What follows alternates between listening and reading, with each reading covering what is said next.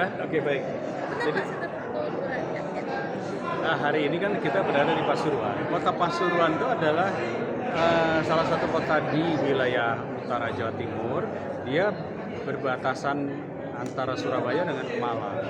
Tetapi tadi berdasarkan pengakuan Pak Wali Kota, ini tuh dilewati saja sehingga tidak menjadi sebuah destinasi. Nah, kami mengapresiasi apa yang dilakukan Wali Kota Pak Saifullah Yusuf untuk meningkatkan sebuah konsep bahwa ini menjadi destinasi wisata religi atau heritage.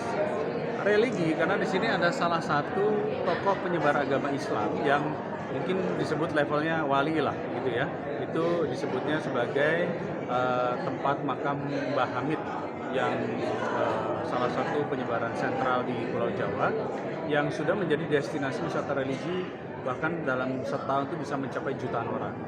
Nah, tetapi kawasannya masih kawasan yang sangat terbatas sekali.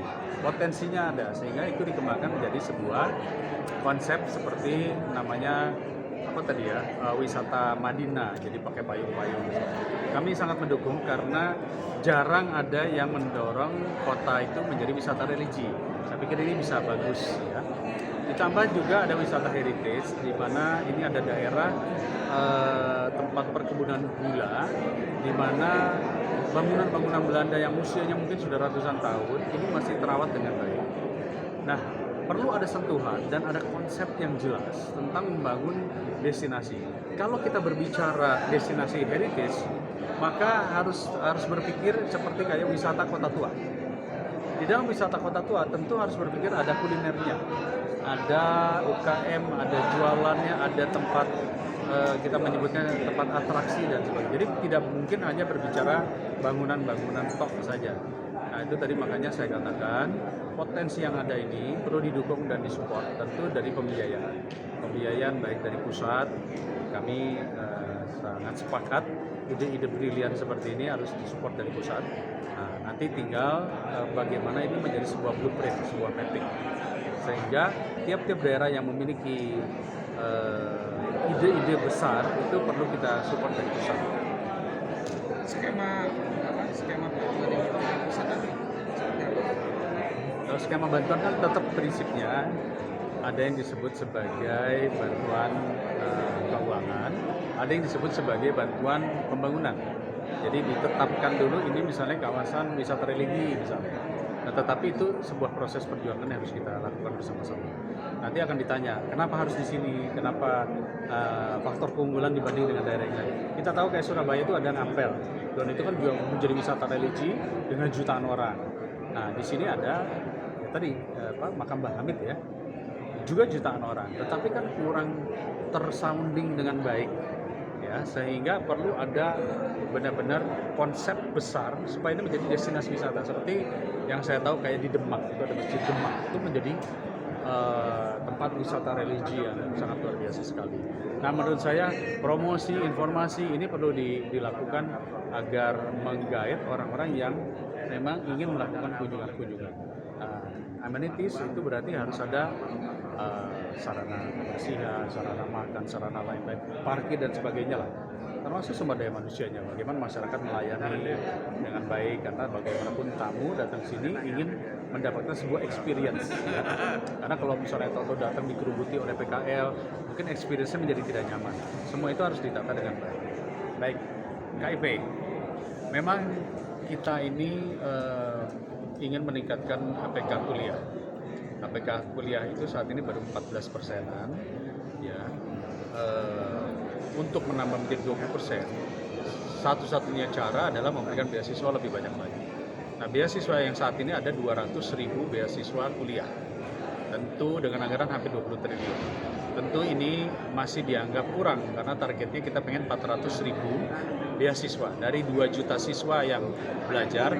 Mudah-mudahan bisa kita cover 400.000-nya agar lebih banyak lagi anak-anak muda kita yang bisa mengenyam pendidikan tinggi, ya. Dan untuk itu berarti kita butuh tambahan 20 triliun lagi. Memang tidak mudah, secara bertahap kita akan tingkatkan. Ini komitmen kita bersama. Ya, targetnya tadi di beberapa kota-kota seperti ini, kenapa kita perlu tingkatkan? Karena di dalam industri 4.0 menuju society 5.0, kalau tidak menguasai teknologi dan tidak menguasai kemampuan talenta yang sesuai dengan industri, itu agak sulit kita untuk mendapatkan lapangan kerja lagi. Jadi itulah sebabnya kita mendorong kemampuan high order thinking itu bisa didapat oleh lebih banyak lagi siswa-siswa kita. Terkait dengan UMKM itu sendiri nih Pak, tadi kan juga banyak yang potensial tuh, misalnya banyak ada jamu-jamu tradisional yang tadi di Oh iya, SD, baik. gitu. Kalau jamu saya suka, tadi ada namanya apa ya? Bonagung. Jamu Bonagung saya suka. Dia jamu tapi nggak kerasa jamunya. Terus kemudian ada kopi susunya juga menarik sekali. Menurut saya ini kebetulan saya datang dari dapil saya Bandung ya, yang banyak sekali industri kreatif. Menurut saya tidak kalah ini. Nah, tinggal bagaimana pemerintah mendorong pemasarannya, packagingnya, kemasan dan lain-lain, promosi.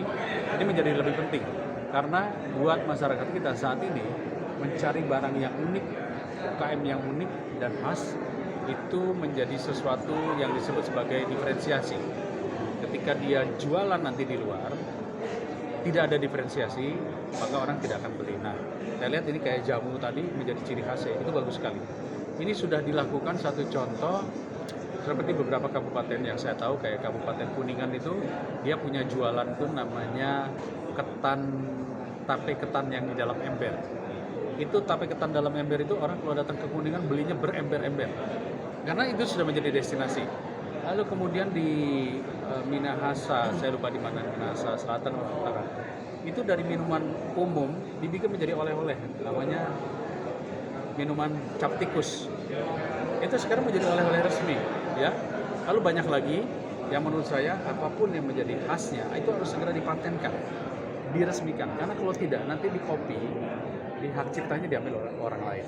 Jadi kayak tadi buat Agung, menurut saya bagus, segera hak patenkan.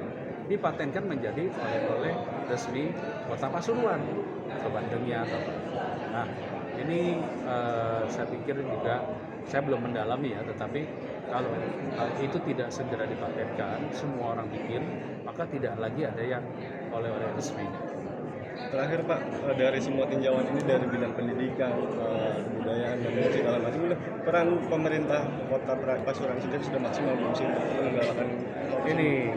Saya melihat dari posisi Pak Saifullah Yusuf ya, pengalaman jadi menteri, pengalaman jadi wakil gubernur, anggota DPR, dia pasti paham bagaimana cara mengupgrade kota kecil ini menjadi sesuatu yang memiliki signifikan, atau kita sebutnya diferensiasi saja.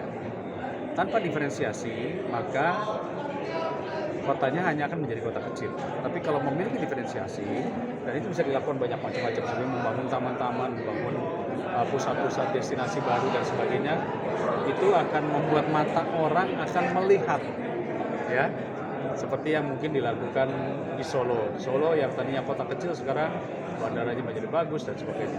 Tentu itu ada hubungan baik ke sana kemari. Ya, mudah-mudahan kita doakan ya hubungan baik ini dijaga terus sehingga mata orang akan melihat ke Pasuruan. Ada apa di Pasuruan? Nah, itu yang harus diikuti. Baik, cukup Pak. Terima kasih Pak. Ya.